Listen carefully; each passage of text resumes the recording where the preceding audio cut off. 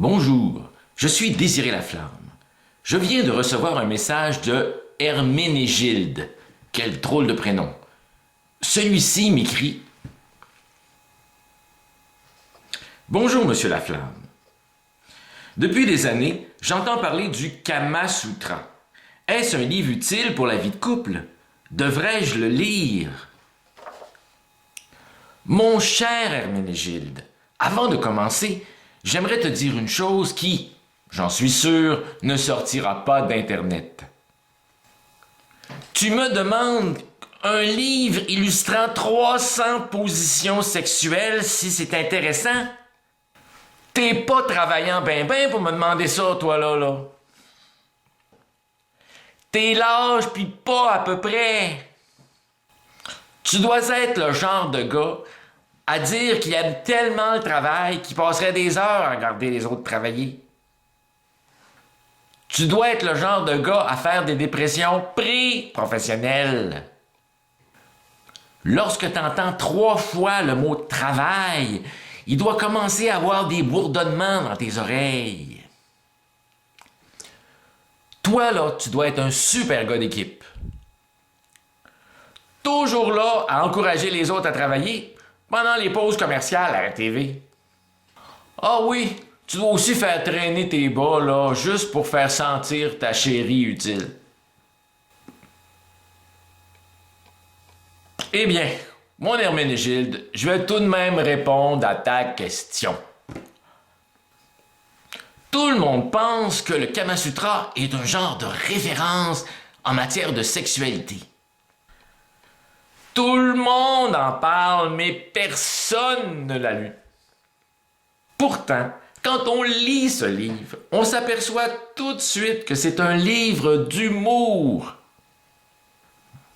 Par exemple, le Kama Sutra définit 3 catégories d'hommes en fonction de la longueur de leur pénis.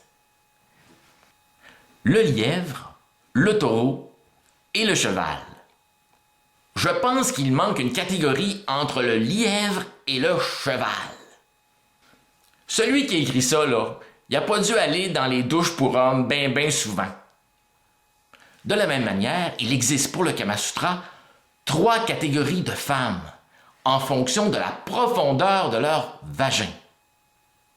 La biche, la jument et l'éléphant. C'est drôle dans ma tête, là.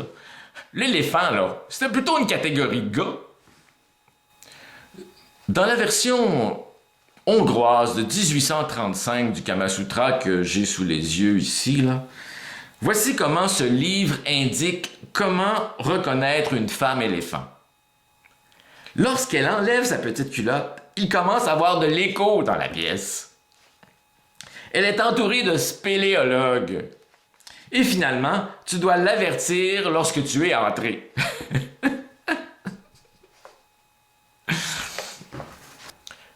Si c'est pas de l'humour, ça, je sais pas ce que c'est. C'est sûr qu'un livre qui propose 300 positions sexuelles, c'est sûr que les 200 dernières sont réservées exclusivement aux membres du Cirque du Soleil. De toute façon, les positions sexuelles, c'est comme un compte à rebours. Dans la vingtaine, ça commence à peu près à 10 positions, puis là, ça descend au fur et à mesure jusqu'à 2. Une position standard et une autre au cas où tu serais trop raqué, trop magané, trop tout croche pour faire la position standard. En résumé, je te conseille d'acheter le Kama Sutra. Si tu es trop paresseux pour lire le texte, tu pourras te contenter en regardant les images. Alors, je remercie Herménégilde, un bourreau de travail, mais seulement dans ses rêves, j'imagine, pour sa question. Pour d'autres judicieux conseils sur la femme et le couple, je vous invite à aller voir d'autres vidéos sur interditauxfemmes.bloguer.com.